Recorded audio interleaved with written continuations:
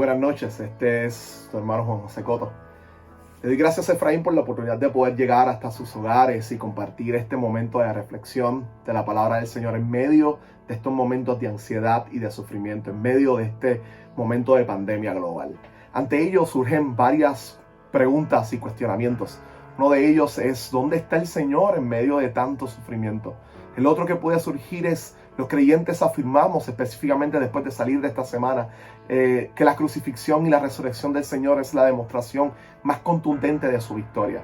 Pero ¿cómo el creyente puede apoderarse de esa victoria en medio de la pandemia, en medio del dolor, en medio del sufrimiento, en medio del miedo inclusive? ¿Cómo esa victoria la podemos hacer nuestra ahora mismo? Para eso, yo creo que la Escritura está llena de esas posibilidades, y uno de los errores que usualmente la gente comete es simplemente moverse hacia un triunfalismo. Tranquilo, tu fe no va a permitir que tu vida sea afectada. Pero eso pronto termina en desilusión. Hay una gran cantidad de buenos hombres de Dios que se han enfermado y otros que han muerto por esta pandemia. Gente que profundamente amaban al Señor.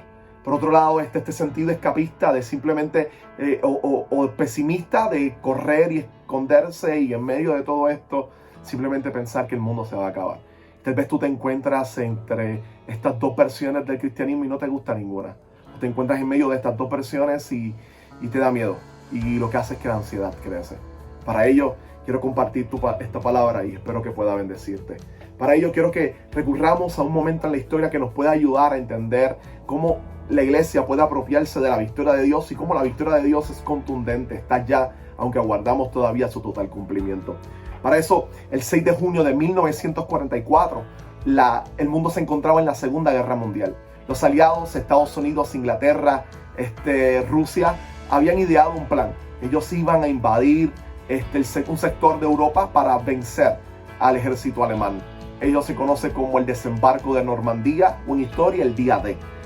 Esa operación que ellos desarrollaron se ha denominado Overlord o Jefe Supremo. Esta acción militar le dio una derrota significativa al ejército alemán. Fue tan significativa que nunca lograron reponerse de ella. La victoria que los aliados tuvieron en el día D fue definitiva y contundente. Ese fue el momento en que empezaron a ganar la guerra. Sin embargo, no fue hasta el 8 de mayo de 1945 cuando por fin pudieron celebrar el hecho de haber vencido. No es hasta esa fecha, de nuevo mayo 8 de 1945, que el mundo celebra lo que se conoce como el día B, o el día de la victoria, donde todo el mundo celebraba. Usted y yo nos encontramos exactamente entre el medio, entre ese año de suceso, entre el día D, donde nuestro Overlord, nuestro Señor, vino a morir en la cruz del Calvario y resucitó, y Él se proclamó vencedor. Y estamos entonces celebrando la idea de que ese acto contundente de victoria desmanteló o venció a todos los poderes que deshumanizan la sociedad, que deshumanizan el mundo, que deshumanizan a nuestra gente. Ese poder del miedo, de la muerte, del pecado, del terror, de la violencia que invade nuestras sociedades fue vencido en la cruz del Calvario por medio del Hijo de Dios muriendo y resucitando el tercer día de los muertos.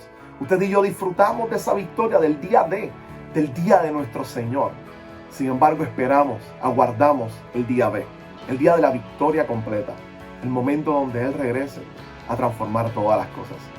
Mientras, mi propuesta es que entendamos que hay victoria para disfrutar, que hay esperanza para guardar y que hay alegría para enfrentar todo momento de ansiedad, de estrés y de adversidad. Para ello quiero compartir rápidamente un verso de la Escritura. Quisiera que después este capítulo lo leyeras tranquilo en tu casa. Después de este video simplemente tuvieses la oportunidad de leerlo. Se encuentra en Apocalipsis capítulo 5. Este libro de Apocalipsis es un libro de esperanza y escrito en un contexto bien similar al que estamos viviendo. Bueno, no tanto, pero sí en medio del temor y del miedo. La iglesia se encontraba en un momento de persecución. Estaban matando a los cristianos, estaban muriendo, o le estaban quitando sus propiedades, o lo estaban exiliando, como así con el caso del autor, con Juan, que se encuentra en Patmos. Sin embargo, quiere escribirle a una iglesia que recuerda la muerte de Cristo en la cruz, que celebra su victoria, porque necesita apoderarse, apropiarse de esa victoria en medio de ver a sus hermanos muriendo en la hoguera, siendo arrestados, en medio del sufrimiento. ¿Cómo ellos están seguros de que la historia no es movida al azar? ¿O que los poderes políticos son los que dominan? ¿Cómo ellos están conscientes que la historia no es simplemente una falsa burla del destino o del azar? O simplemente una especie de ciclo de causalidades. Juan le va a escribir desde la tradición hebrea y le va a decirle: no, el Señor Jesús es el que domina la historia, es el que dirige la historia, veámoslo. De repente se encuentra con un rollo que significan los destinos del mundo, o el destino de la historia, o quien dirige la historia. Y él escucha a un ser espiritual que le dice: ¿quién es digno de romper los sellos y de abrir el rollo? Y Juan comienza a buscar en el cielo y en la tierra y debajo de la tierra, pero no encuentra a alguien con tan poder, con tal honor, con tanta autoridad para dirigir el rumbo de la historia. Y empieza a llorar, porque piensa que la historia está puesta simplemente al azar. Hasta que escucha una voz. Dice el verso 5 del capítulo 5. Uno de los ancianos me dijo: deja de llorar, que ya el león de la tribu de Judá, la raíz de David, ha vencido. Él sí puede abrir el rollo y sus 7 sellos. Esto llenaría de alegría, Juan, porque le dicen: tranquilo, el león de la tribu de Judá ha vencido. Y parte de su tradición hebrea le decía en su mente: yo sé de quién están hablando. Están hablando de aquel que Isaías habló. Están hablando de aquel que Ezequiel anunció. Están hablando de aquel que Daniel soñó y vio. Están hablando del Mesías, del ungido, de aquel que restauraría el reino de David. Pero ¿cómo la iglesia podía sentir que ese reinado era real en medio de la violencia y la adversidad que ellos de nuevo estaban viviendo? La clave está en que cuando Juan mira hacia el trono para ver al león de la tribu de Judá, miren lo que observa. Entonces vi en medio de los 4 seres vivientes y del trono y los ancianos a un cordero que estaba de pie y parecía haber sido sacrificado. Estas palabras son poderosas. Mira hacia atrás y ve a un cordero. Un cordero que parecía haber sido sacrificado, pero que está de pie. Juan está viendo al Cordero de Dios crucificado y resucitado. Parece haber sido sacrificado, pero no está muerto. Tiene vida. Él está de pie. Y ahí es donde apunta entonces Juan a nuestra esperanza. Mientras aguardamos hacia el día B, el día de la victoria, confiamos en que el destino de la humanidad está dirigido por el Señor que sufrió, pero que resucitó también. En medio de este momento de coronavirus, el mundo no está al azar. Esto no sorprende a Dios. Esto no está fuera del control de Jesús. Ahora, ¿por qué tanto sufrimiento? Eso nos dice: yo sufrí también. Yo sufrí para vencer a todos esos enemigos que deshumanizan a nuestra gente. Al temor, al miedo, a la ansiedad, al pecado. Así que la actitud de los cristianos no es ni el triunfalismo desmedido, ni tampoco el pesimismo angustiante.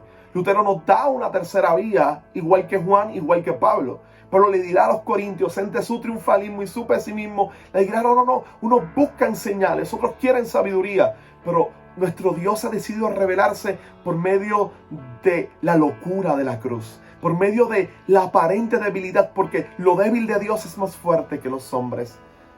Lutero diría que toda teología que apunta a que por nuestras fuerzas, por nuestras capacidades, llámese fe, llámese como usted quiera, por nuestras capacidades, por nuestras habilidades, por algo que nace en nuestro interior, nosotros logramos tener victoria, disfrutar de la victoria de Dios, le llama teología de la gloria. Y esa teología de la gloria para Lutero es una teología idolátrica. La otra, el pesimismo, simplemente falsea el conocer verdaderamente a Dios. Lutero nos propone que la verdadera teología cristiana es la teología de la cruz, la que apunta al Cristo crucificado, que se da cuenta que Dios nos acompaña en el sufrimiento y se ve a través del sufrimiento de su Hijo en la cruz del Calvario. Y ese acompañamiento produce esperanza, produce alegría, produce el ver en el pasado que la tumba está vacía y Él resucitó, y aguardar con paciencia el día de la victoria, el día B. Déjeme terminar con las siguientes palabras. Ahora que nos encontramos en medio de este momento, es buen instante para reflexionar. Celebrar el día de Él murió y resucitó. Él vive.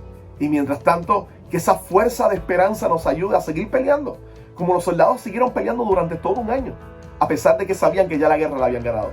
Seguir peleando, mirando esta realidad como objetivo. La guerra la ganamos.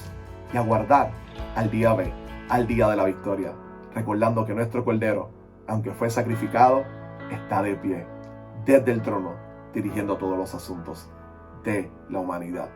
Dios te bendiga, Dios te guarde. Buenas noches.